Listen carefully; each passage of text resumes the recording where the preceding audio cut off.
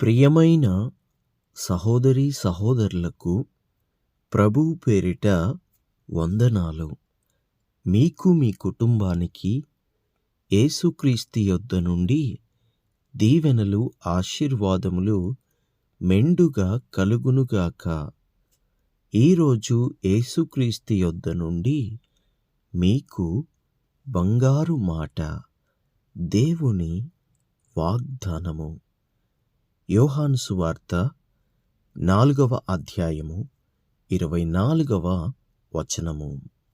దేవుడు ఆత్మ గనుక ఆయనను ఆరాధించువారు ఆత్మతోనూ సత్యముతోనూ ఆరాధింపవలెననెను.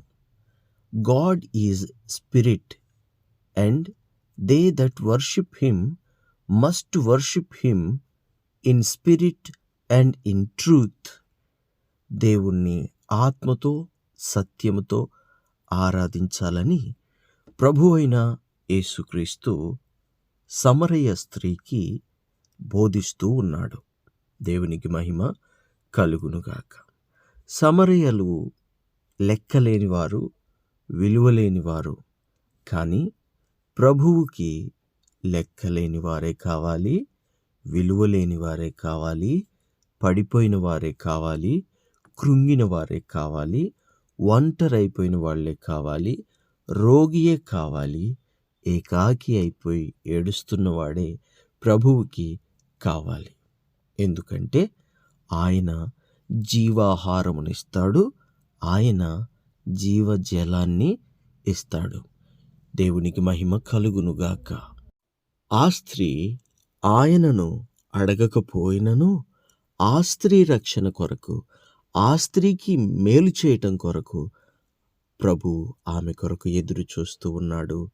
యాకోబు బావి కాడ. ఇదే అధ్యాయము 4వ వచనంలో నుండి ధ్యానించుకుందాము. ఏం జరిగిందో తెలుసుకుందాము. ఆయన సమరయ మార్గమున వెళ్ళవలసి వచ్చెను గనుక యాకోబు తన కుమారుడైన యోసేపుకిచ్చిన భూమి దగ్గరనున్న సమరయలోని సుఖారను ఒక ఊరికి వచ్చెను. అక్కడ యాకోబు బావి ఉండెను గనుక యేసు ప్రయాణము వలన అలసియున్న రీతినే ఆ బావి యొద్ద కూర్చుండెను. అప్పటికి ఇంచుమించు 12 గంటలాయెను. సమరయ స్త్రీ ఒక్కతే నీళ్లు చేదుకొనుటకు అక్కడికి రాగా యేసు నాకు దాహమునకిమ్మని ఆమెను అడిగెను. ఆయన శిష్యులు ఆహారము కొనుటకు ఊరిలోనికి వెళ్ళుచుండిరి. ఆ సమరయ స్త్రీ, యూదుడవైన నీవు సమరయ స్త్రీనైన నన్ను దాహమునకిమ్మని ఏల అడుగుచున్నావని ఆయనతో చెప్పెను. ఏలయనగా యూదులు సమరయులతో సాంగత్యము చేయరు. అందుకు యేసు, నీవు దేవుని వరమును నాకు దాహమునకిమ్మని నిన్ను అడుగుచున్నవాడు ఎవడో అదియు ఎరిగి ఉంటే నీవు ఆయనను అడుగుదువు, ఆయన నీకు జీవజలములనిచ్చునని ఆమెతో చెప్పెను. అప్పుడా స్త్రీ, అయ్యా, ఈ బావి లోతైనది, చేదుకొనుటకు నీకేమియూ లేదే. ఆ జీవజలము ఎలాగు నీకు దొరుకును? తానును తన కుమారులును పశువులను ఈ బావి నీళ్లు త్రాగి మాకిచ్చిన మన తండ్రి అయిన యాకోబు కంటే నీవు గొప్పవాడవా అని ఆయనను అడిగెను. అందుకు యేసు, ఈ నీళ్లు త్రాగు ప్రతివాడును మరలా దప్పిగొనును. నేనిచ్చు నీళ్లు త్రాగు వాడెప్పుడును దప్పిగొనడు.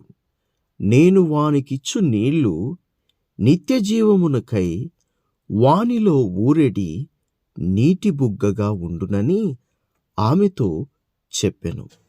ఆ స్త్రీ ఆయనను చూచి, అయ్యా, నేను దప్పిగొనకుండునట్లును చేదుకొనుట కింత దూరము రాకుండునట్లును ఆ నీళ్లు నాకు దయచేయుమని అడుగగా, యేసు, నీవు వెళ్ళి నీ పెనిమిటిని పిలుచుకొని ఇక్కడికి రమ్మని ఆమెతో చెప్పెను. ఆ స్త్రీ, నాకు పెనిమిటి లేడనగా, యేసు ఆమెతో, నాకు పెనిమిటి లేడని నీవు చెప్పిన మాట సరియే. నీకు 5 పెనిమిటిలుండిరి. ఇప్పుడు ఉన్నవాడు నీ పెనిమిటి కాడు. సత్యమే చెప్పితివి అనెను. అప్పుడా స్త్రీ, అయ్యా, నీవు ప్రవక్తవని గ్రహించుచున్నాను. మా పితరులు ఈ పర్వతమందు ఆరాధించిరి గాని ఆరాధింపవలసిన స్థలము యెరూషలేములో ఉన్నదని మీరు చెప్పుదురని ఆయనతో అనగా, యేసు ఆమెతో ఇట్లనెను, అమ్మా, ఒక కాలము వచ్చుచున్నది, ఆ కాలమందు ఈ పర్వతము మీదనైనను యెరూషలేములోనైనను మీరు తండ్రిని ఆరాధింపరు. నా మాట నమ్ముము. మీరు మీకు తెలియని దానిని ఆరాధించువారు. మేము మాకు తెలిసిన దానిని ఆరాధించువారము. రక్షణ యూదులలో నుండియే కలుగుచున్నదని, అయితే యథార్థముగా ఆరాధించువారు ఆత్మతోనూ సత్యముతోనూ తండ్రిని ఆరాధించు కాలము వచ్చుచున్నది. అది ఇప్పుడును వచ్చియే ఉన్నది. తన్ను ఆరాధించువారు అట్టివారే కావాలనని తండ్రి కోరుకొనుచున్నాడు. దేవుడు ఆత్మ గనుక ఆయనను ఆరాధించువారు ఆత్మతోనూ సత్యముతోనూ ఆరాధింపవలెను అనెను. ఆ స్త్రీ ఆయనతో, క్రీస్తనబడిన మెస్సయ్య వచ్చునని మేమెరుగుదుము. ఆయన వచ్చినప్పుడు మాకు సమస్తమును తెలియజేయునని చెప్పగా, యేసు, నీతో మాటలాడుచున్న నేనే ఆయననని ఆమెతో చెప్పెను. దేవునికి మహిమ కలుగునుగాక. ఆయన మెస్సయ్యయుండి, రక్షకుడయ్యుండి, అభిషక్తుడయ్యుండి ఒక విధవరాలిని రక్షించడం కోసం ఒక బావి దగ్గర ఎండలో కూర్చొని ఎదురు చూశాడు. క్రీస్తు ప్రేమ ఎంత గొప్పదండి. నశించిపోతున్న దానిని వెతకి వెతకి వెతకి రక్షించడానికొచ్చిన ఒకే ఒక్క దేవుడు ప్రభువైన యేసుక్రీస్తు దేవుడు. దేవునికి స్తోత్రము కలుగునుగాక. నశించుచున్న దాన్ని వెతకి రక్షించే ఒకే ఒక్క మన దేవుణ్ణి మనందరం బలంగా ఆరాధించాలి. అనేక మంది ద్వారా ఆరాధింప చేయాలి. ఎందుకంటే అనేక మందికి రక్షణ కావాలి.